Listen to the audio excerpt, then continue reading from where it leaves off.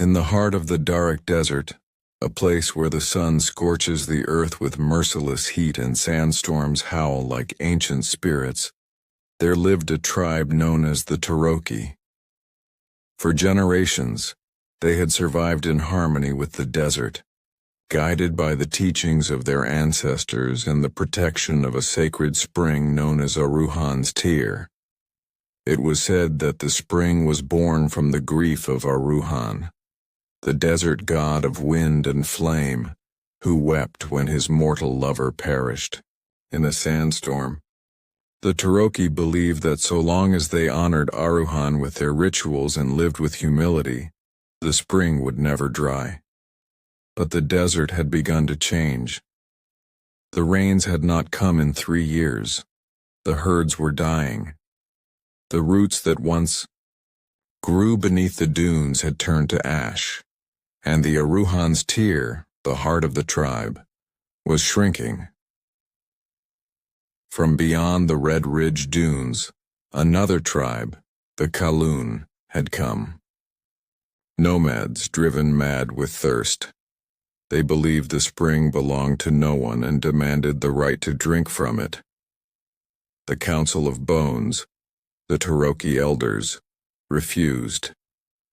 To them, giving up the spring would be to forsake Aruhan himself. War was inevitable. And so the burden fell upon Kael, a warrior barely into his 3rd decade, yet already the tribe's fiercest blade. He was chosen not for his strength alone, but because he bore the mark of flame, a scar that curled down his arm like a serpent believed to be the desert god's favor. Kael knew that the coming battle was not just about water, it was about the soul of the Cherokee. On the night before battle, the tribe gathered for the rite of dust.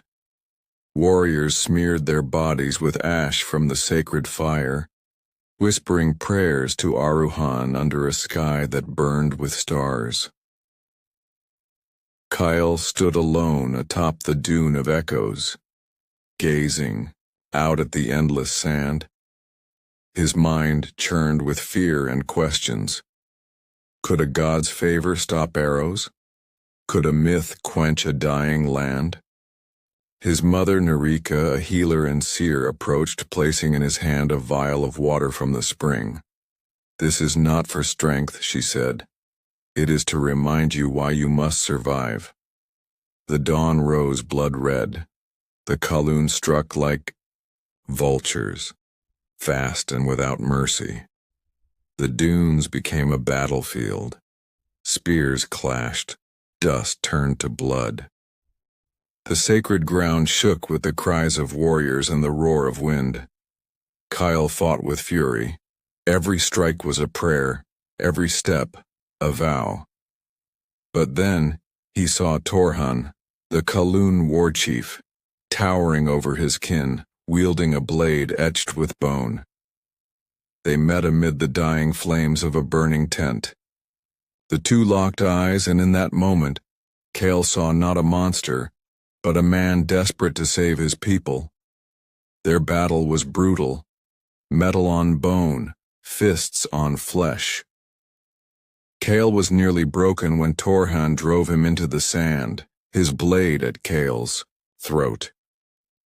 "Your god is silent," Torhan spat. "He will not save you." Kael, his hand bloodied, reached for the vial his mother gave him. With a last breath he shattered it between them. The water sizzled on the sand, and the desert wind howled.